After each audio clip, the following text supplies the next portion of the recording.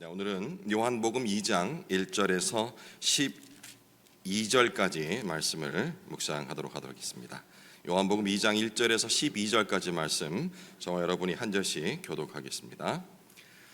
사흘째 되던 날 갈릴리 가나에 혼례가 있어 예수의 어머니도 거기 계시고 예수와 그 제자들도 혼례의 청함을 받았더니 포도주가 떨어진지라 예수의 어머니가 예수에게 이르되 저들에게 포도주가 없다 하니 예수께서 이르시되 여자여 나와 무슨 상관이 있나이까 내 때가 아직 이르지 아니하였나이다. 그의 어머니가 하인들에게 이르되 너희에게 무슨 말씀을 하시든지 그대로 하라 하니라. 거기에 유대인의 정결 예식을 따라 두세 통 드는 돌 항아리 6이 놓였는지라. 예수께서 그들에게 이르시되 항아리에 물을 채우라 하신즉 아귀까지 채우니 이제는 떠서 연회장에 갖다 주라 하심에 갖다 주었더니 연회장은 물로 된 포도주를 맛보고도 어디서 났는지 알지 못하되 물 떠온 하인들은 알더라. 연회장이 신랑을 불러 말하되 사람마다 먼저 좋은 포도주를 내고 취한 후에 낮은 것을 내거늘 그대는 지금까지 좋은 포도주를 두었도다 하니라. 예수께서 이 첫 표적을 갈릴리 가나에서 행하여 그의 영광을 나타내심에 제자들이 그를 믿으니라. 그 후에 예수께서 그 어머니와 형제들과 제자들과 함께 가버나움으로 내려가셨으나 거기에 여러 날 계시지는 아니하시니라. 잘 아는 본문이기 때문에 여기서 어떤 말씀을 하나님께 주실지 더 열린 마음으로 이 아침을 열어야 합니다. 사람에 따라 잔치에 대한 느낌이 아마 다 조금씩 다를 겁니다. 그리고 잔치하면 기억나는 상황이나 어떤 물건, 물질, 음식 이런 것들도 다 다를 텐데요. 보통 잔치 요즘 파티라고 많이 하는데 이 잔치에 대한 보편적인 느낌이 아마 여유롭다 그리고 풍성하다 이런 보편적인 느낌을 갖게 되죠. 그래서 잔치를 매일 할 수는 없지만 가능하다면 우리 일상이 매일매일 잔치였으면 좋겠다라는 아주 소박한 그런 바람들을 갖고 있습니다. 그 바람들이 하나하나 쌓여서 단단한 가정을 세우고 또 사회적인 성취를 이루고 그리고 남부럽지 않은 이런 행복의 포도주가 우리 일상에서 항상 넘쳐나기를, 잔치 때처럼 넘쳐나기를 원하지요. 오늘 성경 본문에 등장하는 가나의 혼례 잔치도 그러했습니다. 유대 문화에서 딱히 유대 문화가 아니더라도 우리도 불과 얼마 전까지만 생각하더라도 이런 결혼식, 결혼잔치, 혼례 잔치 같은 것들이 열리게 되면 온 동네 잔치였죠. 며칠씩 하던. 유대 문화도 마찬가지였습니다. 단순히 한 쌍의 결합을 축하하는 그런 자리를 넘어서 온 마을 공동체가 함께 한 일주일 정도 했다는데요. 그 기쁨의 모습들을 함께 공유하는 축제 정점이라고 할 수 있겠죠. 오늘 본문 3절은 이런 풍성함 속에서 절대 일어나서는 안 될, 우리가 외면하고 싶은, 하지만 반드시 마주하게 되는 그런 당혹스러운 현실을 얘기하고 있습니다. 포도주가 떨어진지라. 유대 문화에서 이 혼례 잔치에서 포도주라는 것은 잔치의 핵심이기도 하고 또 생명력의 상징이 되는 음식이었습니다. 단순히 하인들이 뭔가 잘못해서 착오로 준비하지 못해서 벌어진 음료 하나가 부족한 그런 상황이 아닙니다. 이 사건은 우리가 아무리 치밀하게 준비하고 최선을 다해 살아도 우리가 가진 인생 자원, 이 포도주로 대신하는 이 인생 자원은 반드시 끝이 있다는 겁니다. 고갈된다는 얘기죠. 현실적으로 우리에게 적용해 볼까요? 건강이 무너지고 포도주와 대비해서 생각해 보십시오. 믿었던 관계에 금이 가고 그렇게 열심히 관리를 했건만 포도주를 지금 잔치상에서 뭐 조금만 준비했겠습니까? 넉넉하게 준비했겠죠. 뜨거웠던 열정이 식어지고 우리 영혼 깊은 곳에 이 갈증이 그 세상 그 무엇으로도 좋은 건 다 찾아가 보죠. 각종 세미나에 다니고 건강에 좋다는 음식을 다 먹지만 어느 순간 덜커덩 건강에 탈이 나고 그 좋았던 인간관계가 끊어집니다. 다른 것을 채워내려고 해도 공허함을 메꿀 수가 없죠. 이 상황이 바로 지금 현재 가나 혼례 단체의 이 혼주가 느꼈을 법한 그런 막막한 수치심의 그런 순간일 겁니다. 오늘 이 가나의 첫 표적을 통해서 우리의 이 빈 항아리, 비어져 있는 이 항아리를 복음의 능력으로 채우시는 그런 예수 그리스도에 대한 깊은 묵상을 함께 들어가 봤으면 좋겠습니다. 참고로 이 사건은 다른 복음, 공관복음이라고 그러죠. 다른 복음서에는 기록되지 않은 사건이기도 합니다. 오직 요한만이 이 표적을 기록하고 있습니다. 본문 6절에 이 사건의 신학적 배경을 설명하는 중요한 소품이 등장을 합니다. 6절, 거기에 유대인의 정결 예식을 따라 두세 통 드는 돌 항아리 6이 놓였는지라. 요한이 왜 굳이 이 항아리, 빈 항아리들을 정결 예식을 위한 것이다 라고 명시를 했을까요? 잠깐 유대인의 그 풍습을 우리가 떠올려 본다면 이들은 하나님 앞에 거룩하기 위해서 항상 모든 하루에도 몇 번씩 이 정결 예식, 그러니까 그 지금 이 항아리에 들어있는 물로 손을 씻고 발을 씻고 하는 행위를 반복을 했었습니다. 하나님 앞에 서기 위해 끊임없이 손과 발을 씻어야 했던 어찌 보면 율법적 노력의 상징이라고 볼 수가 있는 것이죠. 오늘 이 정결 예식이라고 굳이 요한이 콕 집어 얘기한 것은, 하지만 그 항아리들은 지금 현재 비어 있는 상태입니다. 율법은 우리에게 무엇이 죄인지 가르쳐주고 씻으라 얘기를 합니다. 바울이 또 이에 대한 얘기를 신약성경에 기록을 했었죠. 우리 마음속 깊은 곳에 실존적 그런 갈등, 공허함들을 채워줄 수 있을 것 같지만 아무리 이 항아리를 닫고 채워본들 진정한 그런 잔치의 기쁨인 포도주를 만들어낼 수는 없는 겁니다. 율법의 물은 우리를 잠시 깨끗하게 할 수 있을지는 몰라도 우리를 축제의 주인공으로 변화시킬 그 포도주가 될 수 없다는 사실을 알아야 하는 것입니다. 그리고 재미있는 것은 항아리가 개수가 6개입니다. 6이라는 숫자가 특별한 의미가 있을까요? 우리 7이라는 것은 완벽 숫자라고 성경에서 나오는 숫자들은 다 의미가 있다고 그랬죠. 그런데 지금 요한은 6개의 항아리라고 얘기합니다. 이것도 상징하는 바가 있을 것 같습니다. 사람의 이런 도덕적인 노력, 돌 항아리를 열심히 닫고 채우는 이런 종교적 행위는 아무리 열심히 해도 완벽에 이를 수는 없다라는 그런 결핍을 상징하는 숫자인 것 같다는 생각도 해봅니다. 많은 사람들이 인생의 위기에서 더 열심히 종교적 일종의 고행입니다. 왜냐하면 힘들기 때문이죠. 이 종교적 고행을 하거나 도덕적인 그런 완벽함을 추구하면서 나의 죄과를 씻으려고 율법적인 행위들을 합니다. 내가 요 근래 새벽 기도를 빠져서 나에게 이런 일이 닥쳤나? 좀 더 완벽하게 생활해야 하나? 라는 생각들 저는 해봤습니다. 무슨 안 좋은 일이 닥쳤을 적에 이것을 뭐 샤머니즘적으로, 하지만 샤머니즘이라 생각하지 않습니다. 신앙 안에서 마땅히 해야 할 일종의 율법으로 생각하고 있었기 때문에 그런 생각을 하면서도 별로 죄책감을 느끼지 않는 것이죠. 그런데 오늘 이 본문은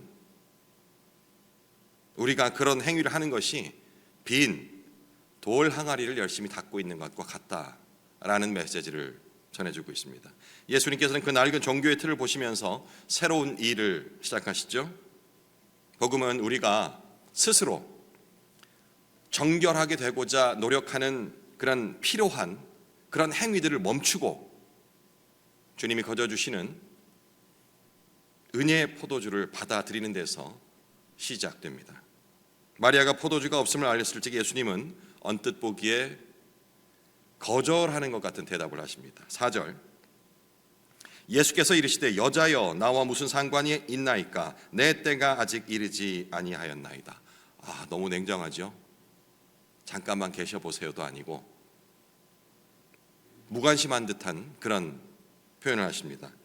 하지만 이 말씀은 자세히 읽어보면 우리가 지금 얘기하는 구속사적인 관점에서 예수님이 행하실 일 그리고 마지막 사역까지를 관통하는 그런 시각으로 바라본다면 이 기적이 가리키는 궁극적인 방향, 바로 십자가를 선언하시는 그런 내용입니다.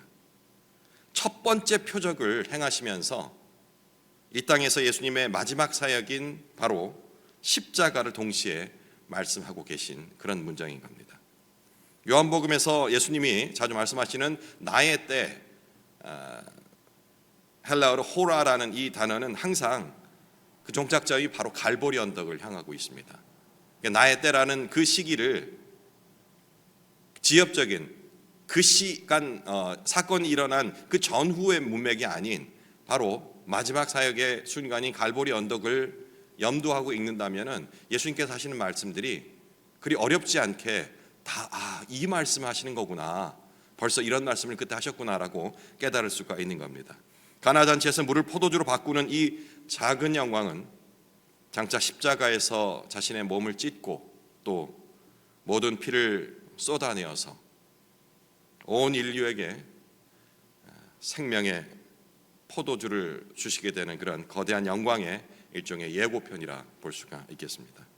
예수님이 단순히 사람들의 당장의 곤란을 해결해주는, 면해주는 그런 해결사로 오신 분이 아니라는 사실을 우리는 항상 말합니다. 주님은 우리 인생의 근원적인 그런 수치인 죄의 문제를 해결해 주시고, 그리고 가나의 혼인잔치와는 비교되지 않을 영원한 하나님 나라의 잔치로 인도하시기 위함이라는 것을 알고 있죠. 오늘 가나안에서 거점하시는 이 포도주는 거절하는 표현 때문에 그냥 아무 노력 없이 이루어졌다고 생각할 수 있지만 결국 골고다 언덕을, 갈보리 언덕을 생각한다면 이 포도주가 결국 공짜가 아니었다라는 사실을 우리는 기억할 수 있습니다. 예수님은 이 잔치의 기쁨이 회복되기 위해서 그 이후 장차 홀로 이 진노의 잔을 마셔야 했기 때문이죠. 우리는 하나님께 받아들여지기를, 그분의 자녀로 인치심을 받기를 간절히 원합니다. 우리가 이렇게 하나님께 받아들여짐을 얻기 위해서 반드시 필요한 것이 바로 예수님의 십자가 그리고 버려지심입니다. 우리가 받아들여지기 위해 예수님은 버려지셔야 했다라는 사실이 기억해야 할 내용인 것이죠. 그래서 우리가 우리 인생에 닥친 삶의 이런 결핍 앞에서 비로소 무릎 꿇고 주님, 이제가 주님 앞으로 나옵니다 라는 것은 단지 지금 닥친 인생의 어려움들을 해결해 주십시오라고 주님 앞에 무릎 꿇는 그런 차원을 넘어서 날 위해 전부를 지불하신 예수님의 그런 압도적인 사랑을 대면하는 자리라는 것. 내가 세상에 지치고 망가져서 주님 앞에 지친 몸을 이끌고 왔다라는 그 순간이 어떠한 순간인지에 대한 자각이 필요하다는 얘기입니다. 그 사랑을 깨닫게 되는 순간, 그때가 바로 주님의 영광을 경험하는 통로, 결핍이 불행이 아니라는 사실을 깨닫는 시간이 되는 겁니다. 또 하나 생각해 볼 부분은 물이 포도주로 변하는 이런 위대한 그 창조의 역사는 하인들의 보이지 않는, 하지만 평범한 순종을 통해서 구체화된다는 사실도 주목해 봤으면 좋겠습니다. 7절, 예수께서 그들에게 이르시되 항아리에 물을 채우라 하신즉 아귀까지 채우니, 상황 이해가시죠? 그리고 하인들은 아직 물인 것 같은, 아직 포도주인지 뭔지 모르는, 그냥 물밖에 안 부었으니까 이 물인 것 같은 그것을 떠서 연회장에 갖다 주라는, 자칫하면은 자신들이 큰 곤욕을 치를 수도 있는 이 명령에 무슨 이유에서인지 따릅니다. 8절, 이제는 떠서 연회장에 갖다 주라 하심에 갖다 주었더니, 한번 생각해 보십시오. 우리가 이제 이 하인의 역할을 맡는 거예요. 주인이 시키는 일을 해야 하는데 포도주가 떨어졌으니 포도주를 가져오라고 주인이 얘기를 했는데 포도주는 떨어졌고 누군지 모를 사람이 그 항아리에 채운 물을 갖다 주라 하는데 그걸 그냥 갖다 줬다가 이 녀석들이 정신을 못 차리고 치도곤을 당할 수도 있는 상황 아닙니까? 하인들의 입장에서는 자기 눈앞에 물이 포도주로 변한 것을 직접 보았거나 혹은 아니면 저 사람이 정말 초자연적인 능력을, 초능력을 갖고 계신 분이니까 분명히 변할 거야, 이런 믿음도 없었습니다. 왜냐하면 이 첫 번째 기적이기 때문에 이들은 예수 그리스도에 대한 표적과 관련된 내용들을 들은 적이 없던 것이죠. 지금 성경에는 제가 찾아봤는데 물이 포도주로 변한 시점에 관한 얘기는 없습니다. 붓자마자 뭐 포도주가 되었더라, 아니면은 뭐 이렇게 들었는데 그때 되었더라, 이런 내용은 없어요. 다시 말해 이들의 순종은 어떤 결과에 대한 확신이 있어서라기보다는 말씀하신 분의 거부할 수 없는 그 권위, 이것 때문에 한 것이 아닐까 싶습니다. 처음 본 사람한테 무슨 권위가 있어, 그렇게 생각하지 말고요. 신앙적인 관점에서 인생의 결핍 속에서 이렇게 부족한데 주님 그냥 우리 보고만 계실 겁니까? 저의 이런 어려움을, 우리 공동체 어려움을 이렇게 체험하지 못하는 이유는 우리의 이성적인 판단, 계산이 주님의 말씀보다 앞서기 때문일 수 있다는 생각을 이 내용을 보면서 느껴야 합니다. 포도주가 필요한데 왜 물을 채우라고 하지?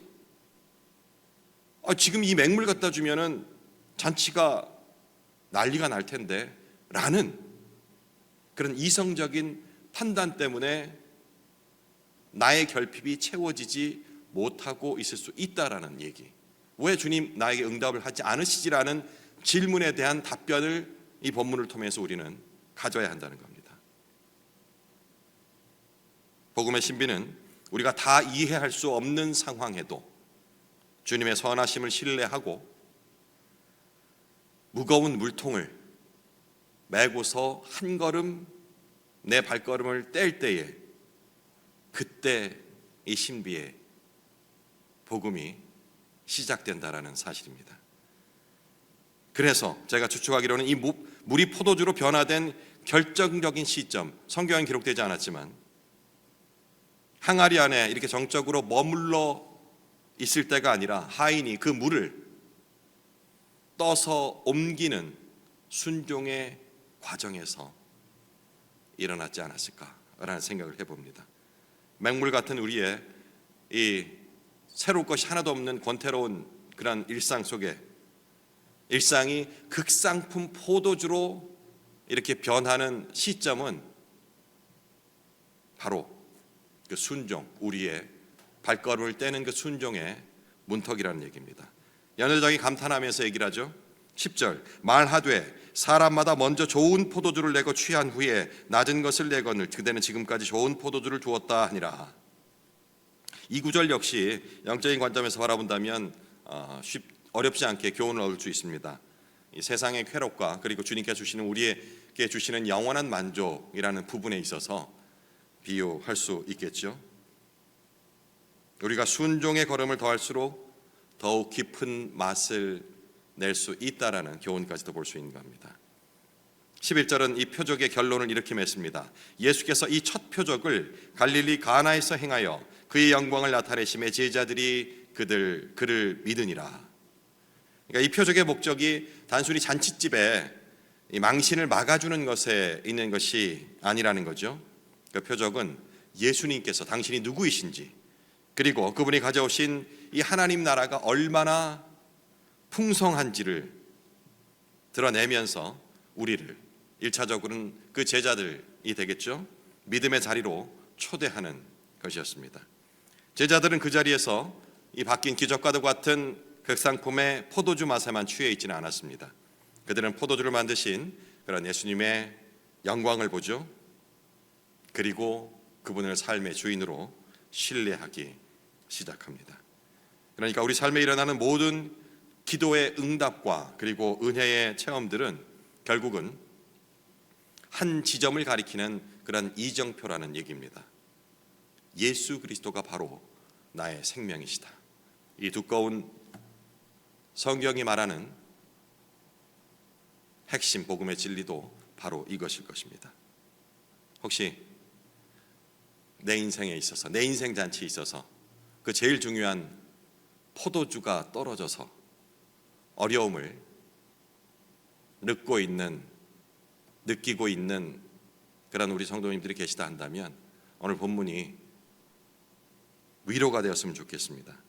그리고 그 포도주를 채우기 위해서 아둥바둥 비어있는 율법이라는 항아리를 열심히 닦으면서 종교적 위안으로 그 포도주를 대신 하지 마시기 바랍니다.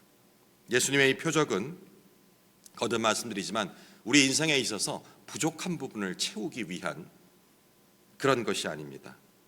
이미 앞서 2000년 전에 십자가의 보혈, 영원한 생명의 포도주를 우리에게 주셨다라는 것을 깨닫게 된다면 내 인생에 있어서, 인생잔치에 있어서 포도주란 중요한 것이 빠졌다 해서 발을 동동 구를 필요가 없다는 겁니다.